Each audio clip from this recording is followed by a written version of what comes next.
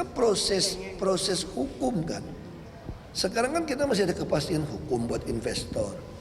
Anda kalau cuma ngomong doang di media, memutuskan, membatalkan sebuah izin, ya saya mesti tertulis dong. Kalau nggak tertulis saya mesti tanya. Karena tafsiran beliau kan Kepresnya kalah dengan Permen 3 menteri. Ya saya mesti tanya presiden, bukan soal cengeng. Apakah itu membahayakan lingkungan hidup? Apakah itu membahayakan proyek vital, strategis, membahayakan pelabuhan, membahayakan lalu lintas laut? Sebagai contoh, Komite Gabungan dan para menteri sepakat bahwa Pulau G masuk di dalam pelanggaran berat. Jadi kesimpulan kami, contoh pelanggaran Pulau G adalah Pulau G. Oleh karena itu kami putuskan untuk dibatalkan untuk waktu. Baik, pemirsa, terima kasih Anda masih bersama kami di Jurnal Pagi dan masih bersama dengan kami pengamat kebijakan publik dari Universitas Indonesia, Pak Rian Nugroho. Pak Rian, mungkin Anda punya komentar berkaitan dengan pernyataan dari Pak Rizal maupun dari Pak Ahok tadi. Jadi ini menarik ya, karena kedua tokoh ini mereka sama-sama punya karakter sama. Kalau tinju namanya fighter gitu, puk gitu. Bedanya yang satu ini Pak Rizal, beliau lebih highly academical ya. Kalau Pak Ahok ini memang dia smart street begitu loh. Sehingga seringkali perkelahiannya juga tidak menarik ditonton gitu loh, karena beda tipe. Beda tipe. Dan udah, nah dari segi Pak Gubernur, Pak Ahok, memang beliau betul harus ada kepastian hukum gitu loh. Tetapi yang jadi masalah kan begini, beliau ini udah melanggar banyak yang disebut sebagai hukum administrasi negara gitu loh. Jadi susah juga. Kedua, Pak Menteri juga tidak bisa memang Menteri Menko mengeluarkan sebuah seperti itu. Nah ini memang ruwet karena kita mempunyai ruang hukum memang tidak jelas. Karena public policy-nya juga sangat longgar sehingga gray area. Nah Pak Ahok sebagai seorang street smart dimainkan gray area ini dengan mengatakan bu nggak bisa Menko itu membuat seperti itu. Jadi yang sekarang itu yang terjadi sebenarnya masalah sudah selesai. Pak Jokowi sudah mengambil alih pusat. Jadi sekarang adalah konteksnya Pak Jokowi menegur dua-duanya. Oke stop, jangan kelahi. Ini urusan saya. Dan Pak Ahok nggak boleh terus, Pak Rizal Ramli nggak boleh itu. Tetapi Pak Rizal saya kira seperti itu lagi karena Pak Ahok juga jalan lagi. Inilah yang saya bilang tadi. Ada yang namanya sebuah nuansa vendor driven policy. Di drive ini sehingga dipaksakan seperti itu sehingga Pak Rizal bangkit lagi dan disinilah menjadi sebuah masalah baru bagi Pak Presiden. Menurut hemat saya cukuplah seperti ini karena Pak Jokowi sudah banyak pekerjaan. Nah yang penting adalah di lalu Presiden kita sarankan agar teman-teman di KSP ya menyiapkan Presiden sebuah perpres yang mendelegasikan pada siapa dikerjakannya. Kalau memang diberikan kepada DKI Jakarta, fine, jelas. Semuanya peraturan tabrak aja, enggak apa-apa. Tapi yang penting Presiden katakan itu, kepastian. Jadi sebenarnya kata-kata Pak Ahok itu adalah kata-kata bersayap. Jadi dia tidak menyerang Pak Menteri aja, dia juga menyerang Presiden. Pak Presiden, mana nih? Ini kan ngambil alih itu, kemana eksekusinya? Nah, tapi menurut hemat saya sebenarnya hal kayak gini nggak perlu dibuka ke ruang publik lah. Tapi di dalam problem politik pencitraan seperti hari ini, semua orang pengen jadi artis dan akhirnya jadi sewot semua seperti ini. Dan menurut Anda tindakan itu akan diambil Jokowi, dia akan segera kemudian menginginkan membuat keputusan atau menurut Anda sebenarnya sudah final? Ya udah ada keputusan untuk diambil pusat, ya udah Rizal Ramli nggak perlu pusing juga ini dengan. Sebenarnya yang jadi pusing kan gini, Pak Ahok nggak ikut presiden gitu aja. Jadi menurut saya sih sekarang ini kalau mau speed up, nomor satu ada dua pilihan. Pak Ahok dengan rendah hati lah, nggak apa-apa lah. Mulai digarap lagi yang namanya perda zonasi. Diam-diam aja kalau perlu. Ngomong lagi sama pimpinan DKI Jakarta. Ngomong lagi sama DPRD. DPRD sudah lah sama-sama juga. Kita perlu bersama-sama. Ingat DPRD juga melihat sebagai kebaikan. DPRD itu bukan sekarang kan gini. Teman-teman di eksekutif bilang, oh DPRD itu maunya mengganjal. Enggak. Mereka mitra kok. Kalau nggak mau kerja, dimarahin saja. Kita juga punya Kemdagri yang bisa memarahi. Setelah bicara bikin zonasi, siapa tahu 1-2 bulan selesai. Kemudian setelah itu maju Pak Presiden selesai loh. Jadi Bapak nggak usah pusing-pusing lagi. Kan ada masalah Presiden kan. Nah itu pertama. Kedua, kalau Pak Presiden mau ambil speed up lagi, maka KSP atau melalui Setnek, ini Setkap kalau di Perpres itu, Setkap menyiapkan Perpres untuk Perpres Sabu Jagat. Perpresnya katakanlah bersama ini Presiden memerintahkan kepada Gubernur DKI Jakarta melanjutkan apa saja dengan mengabaikan kebijakan yang ada. Ya. Itu dibolehkan, boleh karena Undang-Undang Dasar 45 itu memberikan diskresi pada Presiden to do everything.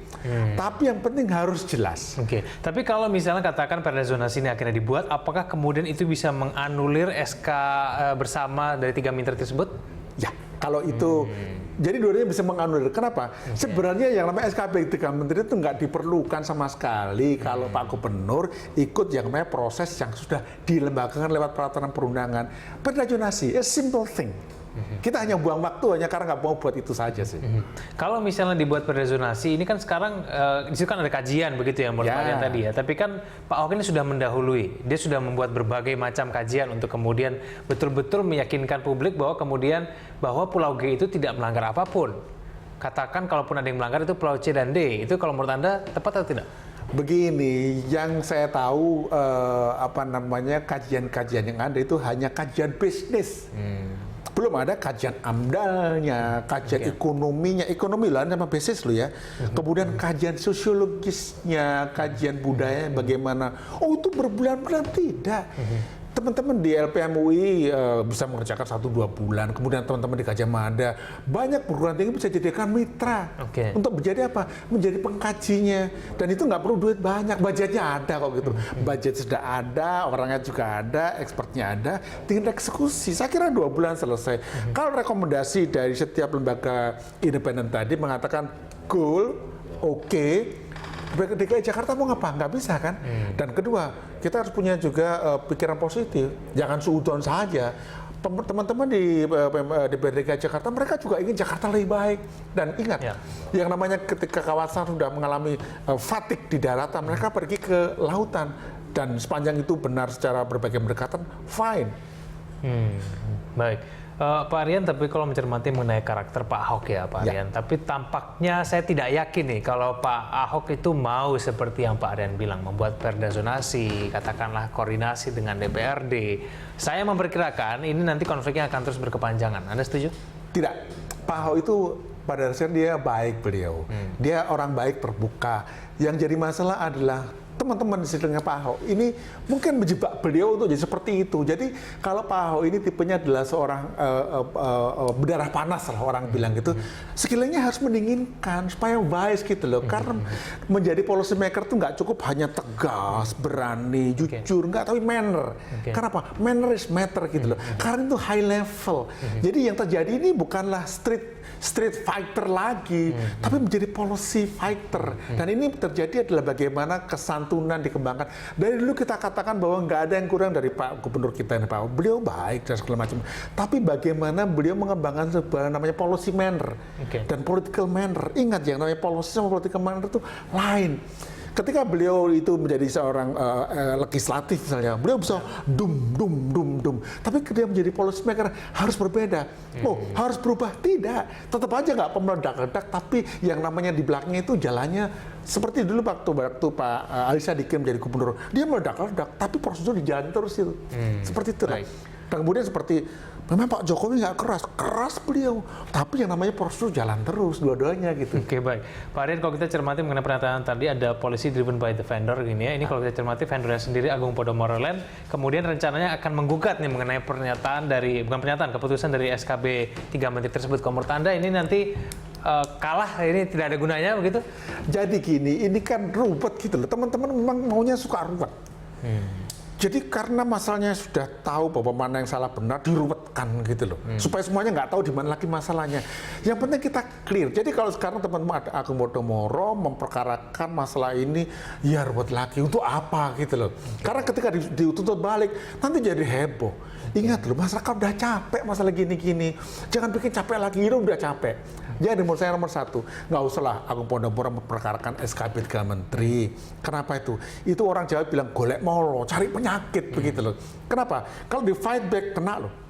Kenapa? Loh, kok bisa Anda mengkantor saya seperti ini? Berarti you sudah bayar duluan kepada eksekutif. Kena lagi toh. Nah kalau seperti itu kena klausul tipikor nanti, penyuapan dan seterusnya. Kan jadi ruwet semuanya. Terus terang kita tidak ingin para pejabat kita jatuh hanya karena dugaan korupsi dan sebagainya yang mungkin dia nggak terima atau terima tapi karena itu hanya untuk sebuah hal-hal yang itu bisa diterima oleh akal sehat kayak Robin Hood gitu dia. Tapi yang penting adalah nomor satu, sudahlah. Private sector, your problem is Anda udah mendahului start, mencuri start. However, mencuri itu buruk. Dan kalau mencuri, ya harus ada konsekuensinya. Jadi yang dilakukan oleh teman-teman sekarang adalah, oke, katakanlah perusahaan A menghadapi seperti ini, maka dia bicara sama Pak Gubernur. Pak Gubernur, how we solve this? Karena masalah bagaimana selesaikan ini. Pak Gubernur ngomong sama DPRD DKI Jakarta, oke DPRD DKI Jakarta, bisa nggak dalam waktu 2-3 bulan kita bikin perda zonasi? Kalau nggak bisa, berapa apa yang lama mundurnya? Setelah itu karena begini, kalau mundur cuma berapa bulan, maka nggak jadi masalah. Kemudian dengan pengunduran ini, maka yang namanya investor, dia deal sama bankersnya. Oke, bisa nggak you mundurkan sedikit gini? Oke, dengan SIM, ini masalah uang saja. Oke, kalau gitu penaltinya 0,5% bisa nggak? Itu buat money gitu loh. Hanya karena nggak mau di situ aja, nggak mau terbuka saja. Baik, Pak Rian, kita lanjutkan lagi dulu. Kita di segmen selanjutnya, kita jeda dulu. Pemirsa tetap sama kami di Jurnal Pagi.